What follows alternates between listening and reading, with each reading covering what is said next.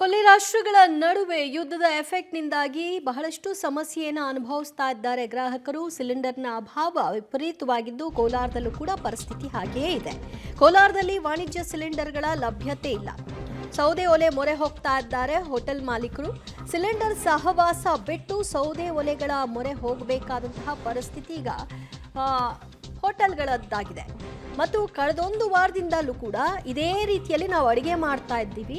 ಈ ಪರಿಸ್ಥಿತಿ ಎಲ್ಲಿವರೆಗೂ ಮುಂದುವರಿಯುತ್ತೋ ಗೊತ್ತಿಲ್ಲ ಅಂತ ತಮ್ಮ ನೋವನ್ನ ವ್ಯಕ್ತಪಡಿಸಿದ್ದಾರೆ. ನೋಡ್ತಾ ಇದ್ದೀರಿ, ಬೃಹತ್ ಗಾತ್ರದ ಪಾತ್ರೆಗಳನ್ನು ಇಟ್ಟು ಹೋಟೆಲ್ಗಳಲ್ಲಿ ಅಡಿಗೆ ಮಾಡ್ತಾ ಇರುವಂಥದ್ದು ಮತ್ತು ಒಲೆಯಲ್ಲಿ ಮಾಡಬಹುದಾದಂತಹ ಲಿಮಿಟೆಡ್ ಅಡಿಗೆಗಳನ್ನಷ್ಟೇ ಹೋಟೆಲ್ನವರು ಮಾಡ್ಕೊಳ್ತಾ ಇದ್ದಾರೆ. ಇದು ಒಂದು ವಾರದಿಂದ ಹಿಂಗೆ ಮುಂದುವರೆದಿದೆ. ಕೊಲ್ಲಿ ಯುದ್ಧದ ಪರಿಣಾಮ ಇವತ್ತು ಗ್ಯಾಸ್ ಸಮಸ್ಯೆ ದಿನದಿಂದ ದಿನಕ್ಕೆ ಉದ್ಭವ ಆಗ್ತಾ ಇರ್ತಕ್ಕಂಥದ್ದು. ನಾವು ಇವತ್ತು ಕೋಲಾರದ ಪ್ರತಿಷ್ಠಿತ ಅಂದರೆ ಇತ್ತೀಚೆಗಷ್ಟೇ ಆರಂಭವಾಗಿರುವಂಥ ಹೋಟೆಲ್ ನಂಜಪ್ಪ ಹೋಟೆಲ್ ಬಳಿ ಇದ್ದೀವಿ. ಇಲ್ಲಿ ನೋಡೋದಾದರೆ ಎಲ್ಲ ವಸ್ತುಗಳನ್ನು ಕೂಡ ಅಂದರೆ ಎಲ್ಲ ಐಟಮ್ಗಳನ್ನು ಕೂಡ ಈಗಾಗಲೇ ಸೌದೆ ಒಲೆಯಲ್ಲಿ ತಯಾರಿ ಮಾಡುವಂಥ ಸನ್ನಿವೇಶ ಇಲ್ಲಿ ನಿರ್ಮಾಣ ಆಗಿರ್ತಕ್ಕಂಥದ್ದು. ಯಾಕಂದರೆ ಹೊಸದಾಗಿ ಹೋಟೆಲ್ ಆರಂಭ ಆಗಿರೋದ್ರಿಂದಾಗಿ ಗ್ಯಾಸ್ ಸಿಗ್ತಾ ಇಲ್ಲ, ಜೊತೆಗೆ ಕಮರ್ಷಿಯಲ್ ಗ್ಯಾಸು ಸಮಸ್ಯೆ ಯುದ್ಧದಿಂದ ಹೆಚ್ಚಾಗ್ತಾ ಇರ್ತಕ್ಕಂಥದ್ದು. ಪರಿಣಾಮ ಇವತ್ತು ಎಲ್ಲ ಐಟಮ್ಗಳನ್ನು ಕೂಡ ಇವತ್ತು ಒಲೆಯಲ್ಲೇ ಮಾಡ್ತಾ ಇರ್ತಕ್ಕಂಥದ್ದು. ಯಾಕಂದರೆ ಗ್ಯಾಸ್ ಸಿಗ್ತಾ ಇಲ್ಲ.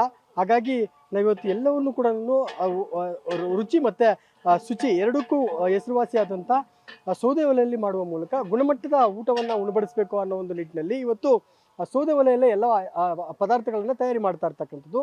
ಇಲ್ಲಿ ನೋಡೋದಾದರೆ ಈಗಾಗಲೇ ಒಂದು ಮಟನ್ ಬಿರಿಯಾನಿ ಆಗಿರ್ತಕ್ಕಂಥದ್ದು, ಇನ್ನೊಂದು ಚಿಕನ್ ಬಿರಿಯಾನಿ ದಮ್ ಆಗಿರ್ತಕ್ಕಂಥದ್ದು, ಇನ್ನೊಂದು ಮಟನ್ ಶೇರ್ವಾ ಇಳಿಸಿರ್ತಕ್ಕಂಥದ್ದು, ಇನ್ನೊಂದಷ್ಟು ಡ್ರೈ ಐಟಮ್ ಕೂಡ ಈಗಾಗಲೇ ತಯಾರಿ ಮಾಡ್ತಾ ಇರ್ತಕ್ಕಂಥದ್ದು. ಇದೆಲ್ಲವೂ ಕೂಡ ಎಲ್ಲ ಐಟಮ್ಗಳನ್ನು ಕೂಡ ಅಂದರೆ ಎಲ್ಲ ಪದಾರ್ಥಗಳನ್ನು ಕೂಡ ಸೌದೆ ಒಲೆಯಲ್ಲೇ ತಯಾರಿ ಮಾಡುವ ಮೂಲಕ ಇವತ್ತು ಕೋಲಾರದಲ್ಲಿ ಗ್ಯಾಸ್ ಸಮಸ್ಯೆ ದಿನದಿಂದ ದಿನಕ್ಕೆ ಉದ್ಭವ ಆಗ್ತಾ ಇದೆ ಅಂತಲೇ ಹೇಳ್ಬೋದು.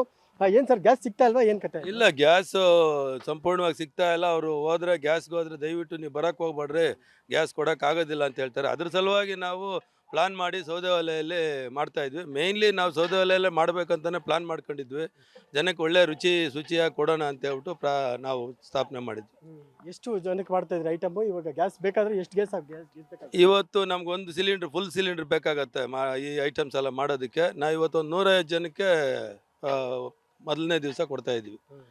ಹಿಂದೆ ಏನು ಟ್ರಯಲ್ ರೌಂಡ್ ನಡೆದಿತ್ತು ಅದರಲ್ಲಿ ಸುಮಾರು 4 ಸಿಲಿಂಡರ್ ಖರ್ಚಾಗ್ತಾ ಇತ್ತು.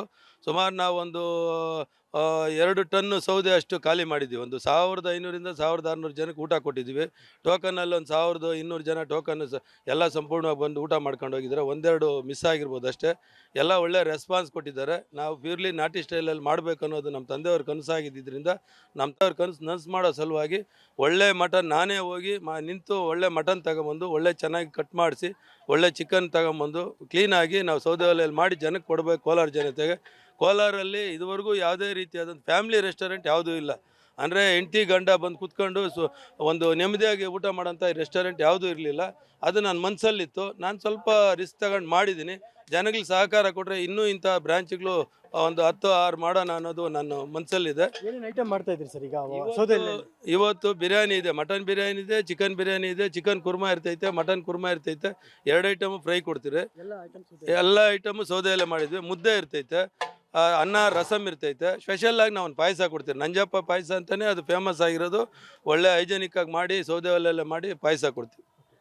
ಇದಿಷ್ಟು ಹೋಟೆಲ್ ಮಾಲೀಕರು ಮಾತಾಗಿರ್ತಕ್ಕಂಥದ್ದು. ಅಂದರೆ ಗ್ಯಾಸ್ ಸಮಸ್ಯೆಯಿಂದಾಗಿ ಇವತ್ತು ಎಲ್ಲ ಪದಾರ್ಥಗಳನ್ನು ಕೂಡ ನಾವು ಸೌದೆ ಒಲೆಯಲ್ಲೇ ತಯಾರಿ ಮಾಡ್ತಾ ಇದ್ದೇವೆ ನಂತೂ ಸದ್ಯ ಅವರ ಮಾತಾಗಿರ್ತಕ್ಕಂಥದ್ದು. ಕ್ಯಾಮ್ರಾಮನ್ ಮದನ್ ಜೊತೆ ರವಿ, ಪಬ್ಲಿಕ್ ಟಿವಿ, ಕೋಲಾರ.